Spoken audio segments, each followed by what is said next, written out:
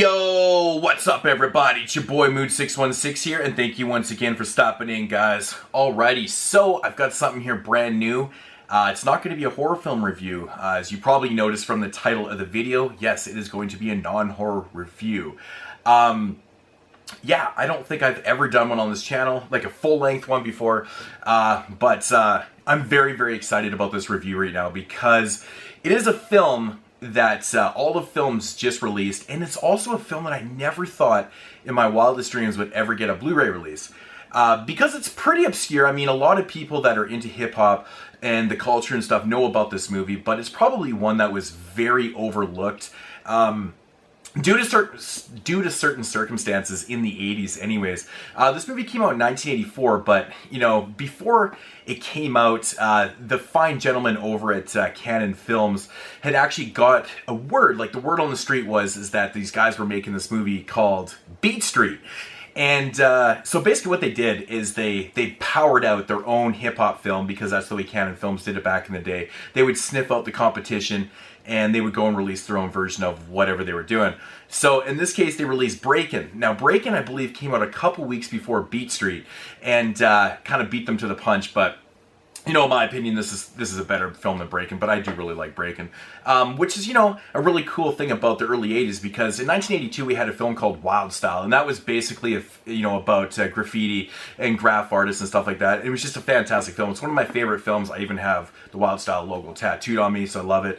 In 83 we had a documentary called Style Wars, again, which was, real life graffiti, just interviewing a bunch of artists and stuff around New York, and that whole, the scene, the whole graph scene back in those days. And it's really fantastic. It really gives you some great insight to what those guys were going through in those days. And of course in 84 we had Breakin' and Beat Street. In 85 we had Crush Groove, which is kind of like a fiction type biopic film on like Russell Simmons and like Def Jam and things like that. It's got like the Fat Boys and LL Cool J and all that type of things. But yeah, so the early 80s was just, hip-hop was still in its early stages of development. It hadn't really gone full-blown commercial at this time, and these are kind of the films that really kind of broke it out into the mainstream and things like that. And yeah, without further ado, of course, I've said the title of the film a million times already, and it is called Beat Street. And like I said, man, I never thought in a million years I'd ever see this thing on Blu-ray, but now I've got my hopes up a lot because, I've been finding myself saying this a lot throughout, with the horror films and other films that are getting released by these companies, is that I cannot believe the titles that are getting Blu-ray treatments. Just everything, like Beat Street's getting one now. Next, I mean, if we see Crush Groove and Wild Style get Blu-ray releases, I'm just going to freak out. But I know Style Wars actually does have a Blu-ray, and of course Breakin' has one. So we got 3 of the 5 films right there, so that's pretty damn cool. But if you've never seen Beat Street, I'll get into the synopsis of this one. Basically, it follows 3 friends. The friends' names are Ramon, Kenny, and Lee. Kenny and Lee, they are brothers, and Ramon is their friend. And what they're doing is basically just follows these guys in their everyday lives, and they're trying to make something of themselves, and they're trying to do something with hip-hop culture. If you're not familiar with, the elements of hip-hop and stuff, basically hip-hop is made up of, like, a bunch of different elements which makes up the culture. And, of course, it's, like, MCing, DJing, graffiti artist, breakdancing, beatboxing, and, of course, producing. Now, the thing with Kenny, he's the older brother of Lee, and he's kind of like an MC, DJ / producer and stuff, and that's what he does. He makes beats and he DJs at a local club in the Bronx that's actually owned by Kool Herc, which is really cool, because if you're familiar with hip-hop history, Kool Herc is, the one that's credited with inventing hip-hop back in 1973, which is really cool. So that's what he does, and his little brother Lee is a breaker. He's a breakdancer, so that's what he does. And of course their friend Ramon is the graph artist. Now, all these people have, kind of linear storylines within the film. Basically what happens in the film is this choreographer, she works for like this television network and stuff. She choreographs, kind of like dances and things like that. Anyways, she's looking for new talent for her shows. And she comes across Lee. She sees him battling, on the streets, and she calls him down to the studio, where she basically did kind of tell him up front that they're really not going to use the footage that they're going to film and stuff. Anyways, his older brother Kenny gets all pissed off, steals the tape and stuff. She ends up, coming to their apartment, and, basically they end up going out. They end up kind of spending some time together, and, she starts showing around studios and things like that, you know, because he's an MC, DJ, producer, things like that. And of course, Lee's doing a thing, battling out in the streets. And you got Ramon, you're following him. And basically Ramon is kind of not really an outcast, but he's having a rough time. His father really doesn't approve of his antics of going around tagging and spray painting and things like that. His dad doesn't understand what he's doing with his life. The thing with Ramon is that he has no job. He has a kid, so, you know, eventually has to get a job and things like that. And it kind of follows him doing his his graffiti and stuff throughout the streets. And yeah, it's just following these three kind of linear storylines throughout the film, which makes up, you know, some of the elements of hip hop and stuff. So, but that is the synopsis of the film. Now, my thoughts on this one. Now, this is just such a fantastic film. If you love hip hop and you love hip hop culture, this is such a great film because it really showcases all the elements of hip hop in every scene. Essentially what this movie is, it's a musical drama is what it is.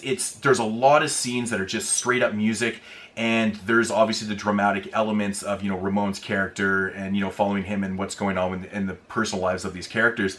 It's just really well done. It's awesome, man. It's hip hop at its rawest and its finest. The music's old school. It's great. It's entertaining. And it has a lot of great appearances in this film that just makes it and it feels so damn real. It has this ability to charm you with every scene in this film. Even though some of the acting is not really the greatest, because a lot of these people play themselves. I mean, you got Kool Herc in this film. You've got appearances by the Treacherous Three. You got Melly Mel doing the theme track to this. And a lot of guys play themselves and stuff. And of course, you've got the New York City Breakers, and of course, the Rocksteady crew, the legendary Rocksteady crew, the breakdance stuff. And they're battling throughout this and stuff. And a lot of those are real guys. And, you know, they have lines in the film and stuff like that. So it is what it is. But it's just a ride right from the start. I mean, you got long breakdancing competitions in this, like Crazy Legs, and all these guys are just going apeshit. DJ battles, you know, music and stuff. It's just full force. It's just such an amazing watch, and there's never a dull moment in this. It's really well executed and really fun film.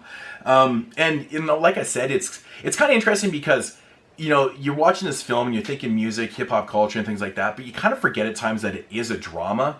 And, you know, it's got a really kind of down ending to the film, but it's still a really enjoyable film. Absolutely love this one.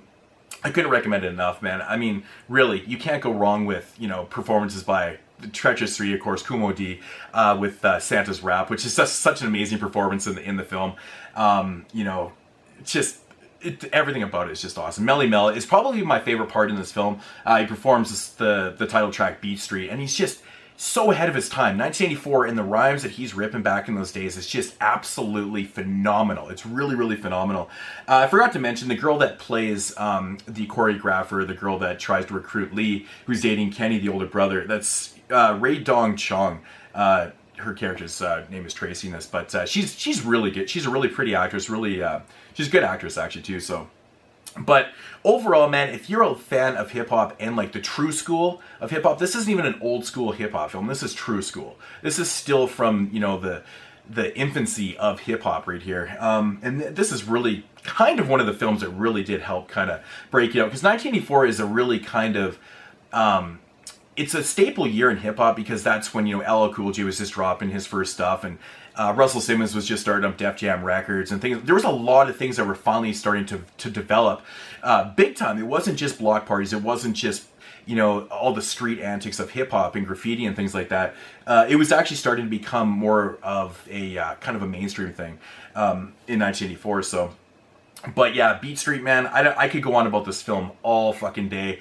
Another really great performance by Afrika Bambaataa and Soul Sonic Force. I mean, I'm talking like, when I say performances, man, you're hearing full songs in this. It's straight up musical. And I just absolutely love the graffiti. I love the setting of this movie. It's just really fantastic because it showcases old New York. You know, that dungy, grimy look in New York City that we just don't have anymore. You know, I've recently been to New York, and it's a tourist trap. It's super clean. I mean, it's super awesome to go to New York and things like that, but it's just not what it used to be. And I love how excited, you know, you get. Like, even Ramon's character in this film, he's a graph artist, and that's what he does. You know, he's all about the whole train, you know, painting a whole train in one night, if you know what that term is. And, you know, they go up there and they're doing their thing and just graph and stuff. And of course there is, there is like an antagonist in this film too. His name is Spitz, who's actually based on a real life graffiti artist who was actually profiled in Style Wars back in 1983. And I can't remember what the guy's real name was. He had like a really kind of weird name, but they based this character Spitz on him. And what it is like, basically he was kind of like a graph record. And what that kind of means is that, you know, someone they would do their tags, not just their tags, they'd paint murals and things like that. And this guy named Spitz would just come over and write Spitz all over their picture and stuff, just fucking up their things. So you kind of have that whole battle thing going on too, along with the break-in battles. And yeah, it's just such a great film. Never seen Beat Street. Check this out. It's really, really fantastic. I'm going to give this one a solid 8.5 out of 10. I really always wanted this movie just to be longer. I just wanted to see more and more of this. Like I said, this movie is released by Olive Films. Big ups to Olive for releasing this film. It's just really fantastic. The biggest downfall to this Blu-ray, the transfer is really good. I mean, I have the DVD of this, and, you know, comparatively, it does look really good. It's probably the best it's ever going to look. If you're familiar with Olive Films, they don't put special features on their Blu-rays, which is such a shame, because this is one film I would absolutely love to know more, like have a documentary, you know, have music videos, even the soundtrack. I mean, I would love to see the soundtrack on CD, you know, like a double disc or something like that. But just, there's so much potential to have amazing features for a film like this. And there's just nothing, not even a trailer. So that's the biggest downfall for this. But if you just want to see the movie, you know, Beat Street, definitely check it out, man. It's definitely worth picking up. I think you can pick this one up for pretty cheap. And, but man, it's just such a downer not having any features for a film like this. You know, it's just, it's bad, man. It's bad.